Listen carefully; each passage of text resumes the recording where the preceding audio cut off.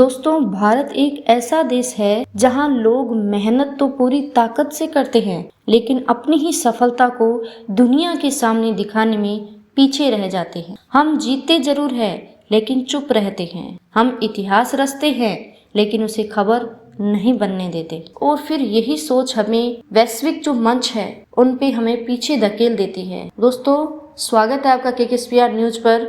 आज की जो खबर है सिर्फ एक डिफेंस अपडेट ही नहीं है, ये एक ऐसा आईना है जो हमें हमारी सबसे बड़ी कमजोरी दिखाता है। जरा सोचिए दोस्तों, अगर कोई देश अपने छोटे हल्के और फाइटर जेट से दुनिया के सबसे बड़े एडवांस इलेक्ट्रॉनिक वारफेयर विमान को बार बार मात दे दे तो वो देश क्या करेगा?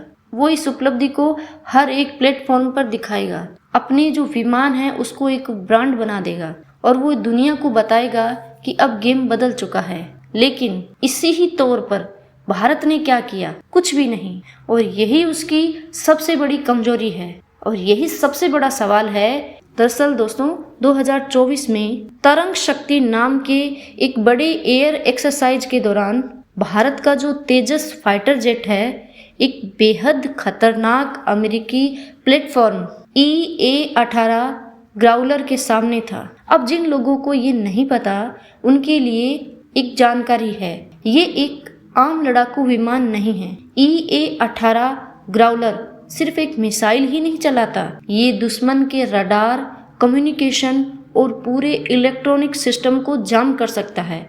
वो एक अकेला कंट्रोल करने की ताकत रखता है, यानी युद्ध शुरू होने से पहले ही सामने दुश्मन को अंधा और बहरा बनाने की हिम्मत रखता है। और ऐसे ही प्लेटफॉर्म के सामने भारत का तेजस खड़ा हुआ, एक छोटा हल्का लेकिन बेहद फुर्तीला फाइटर जेट। अब दोस्तों, जो हुआ वो बहुत ही चौंकाने वाला था। एक ही दिन में 4 बार तेजस ने इस ग्राउलर को टारगेट लॉक किया। चारों बार ऐसी स्थिति बनी जहां अगर असली युद्ध होता तो सामने वाला जेट बच ही नहीं पाता, क्योंकि ये एक अभ्यास था।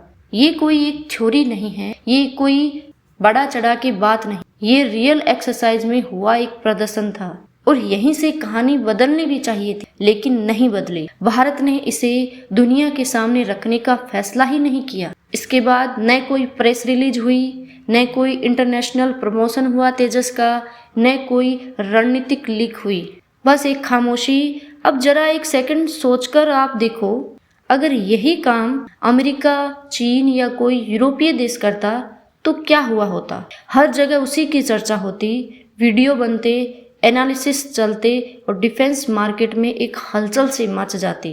देश लाइन लगा करके उस विमान को खरीदने की कोशिश करते। लेकिन भारत, हमने अपनी ही उपलब्धि को 2 साल तक दबा कर रखा, क्योंकि ये बात 2024 की है। लेकिन अब जब ये जानकारी बाहर आई है तो दुनिया के एक्सपर्ट तेजस को एक नए नजरिए से देख रहे, क्योंकि उनको उस चीज का पता उस टाइम चला ही नहीं था। तेजस का जो डेटा विंग डिजाइन है, उसकी हाई मैन्यूवरेबिलिटी, उसकी क्लोज कॉम्बैक्ट क्षमता, इन सब पे चर्चा हो रही है। लेकिन सच ये है दोस्तों कि अब बहुत देर हो चुकी है। जो असर 2024 में होना चाहिए था वो अब 2026 में आधा भी नहीं होगा। और यही हमारी सबसे बड़ी हार है। हम लड़ाई ही नहीं हारते, हम कई बार ऐसे मौके भी हार जाते हैं जिसमें हम हमारी डिफेंस सिस्टम को मजबूत बना सकते हैं। तेजस ये साबित करता है कि भारत के पास टैलेंट है, टेक्नोलॉजी है और दम भी है। लेकिन ये घटना ये भी साबित करती है दोस्तों कि हम अपनी ताकत को दुनिया तक पहुंचाने में बहुत पीछे हैं। अगर उस समय इस उपलब्धि को सही तरीके से पेश किया जाता तो आज तेजस सिर्फ भारत का ही नहीं, दुनिया का चर्चित फाइटर जेट होता। उसकी डिमांड बढ़ती, निवेश बढ़ता और शायद हम अपनी इंजन टेक्नोलॉजी में तेजी से आत्मनिर्भर भी बन जाते। लेकिन ऐसा नहीं हुआ और इसकी वजह कोई बाहरी दुश्मन नहीं है, ये हमारी अपनी सोच है। हमारा अपना ऐसा ही सिस्टम है जो काम तो करता है लेकिन उसे दिखाने में डरता है। अब सवाल ये सीधा है दोस्तों कि क्या हम भविष्य में बदलेंगे? हमारी सोच बदलेगी? क्या हम अपनी उपलब्धियों को दुनिया के सामने रखने की हिम्मत दिखाएंगे, या फिर ऐसे ही खामोशी में अपनी जीत को दबाते रहेंगे और मौका हाथ से निकलता रहेगा? आप इस विषय पे क्या सोचते हैं? अपनी राय कमेंट में जरूर बताएं।